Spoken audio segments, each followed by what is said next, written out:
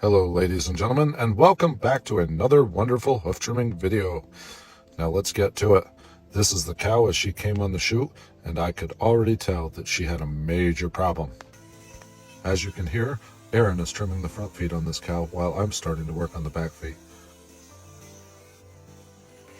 And now we're going to go ahead and trim these hooves and prepare her for a block.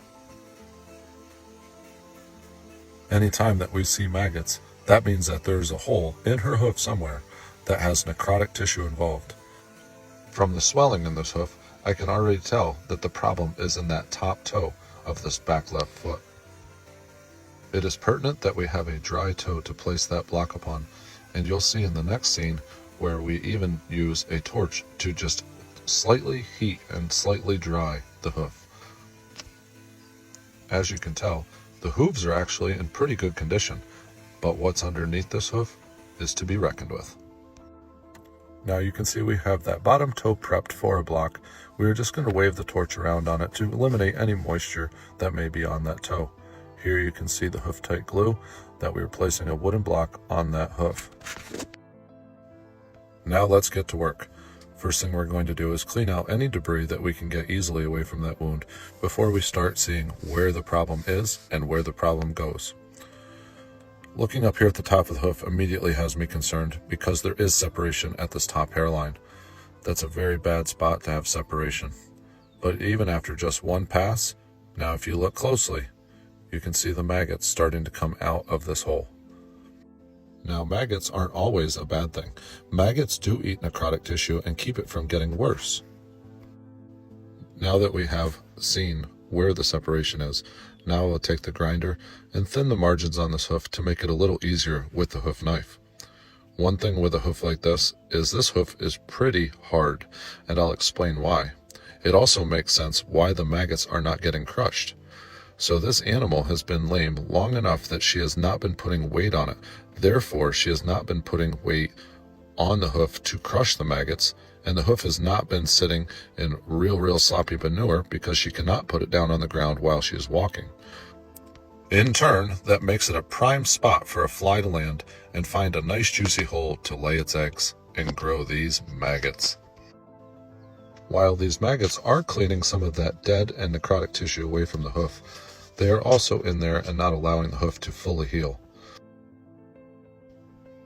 Now once again, we will try to flush some of these maggots out and clean out the area of this hoof where it is separated to allow us to see just how far that separation goes.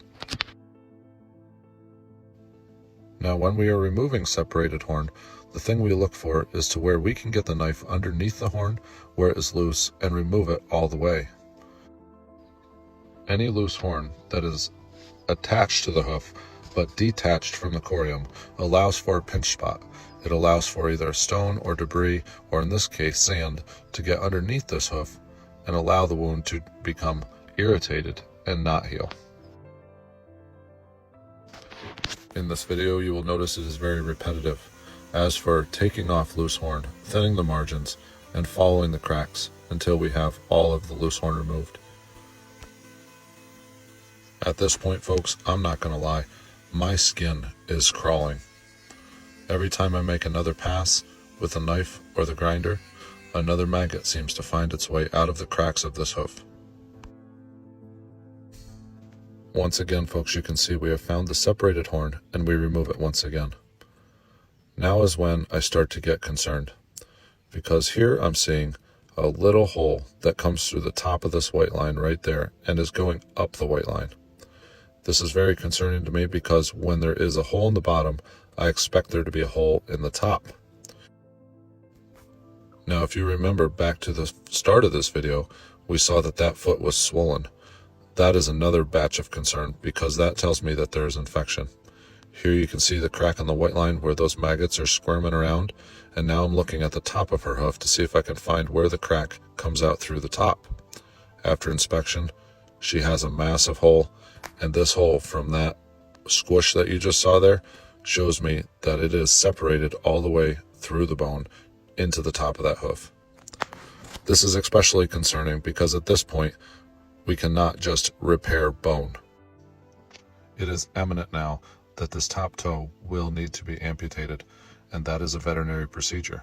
So I'm going to do the best I can to clean it out.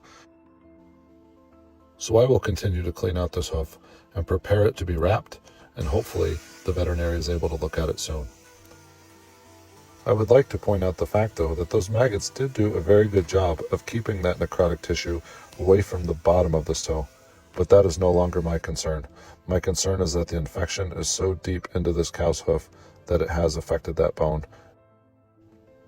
We are almost at the point, folks, where we have removed enough of the bottom of the sole and have not disturbed the corium to where she is able to at least allow that hoof to drain to where no more infection is possible, and hopefully that makes the veterinary's procedure that much easier. Now that we have this foot paired out properly, we'll spray it up, make it as clean as we can, and check out the top here to see if we could just keep it clean enough so the veterinarian is able to help this cow out. As you can see, we're applying salicylic acid to this wound. That'll help keep it clean as well, and it'll also promote any start of healing that may be beneficial to this cow's life.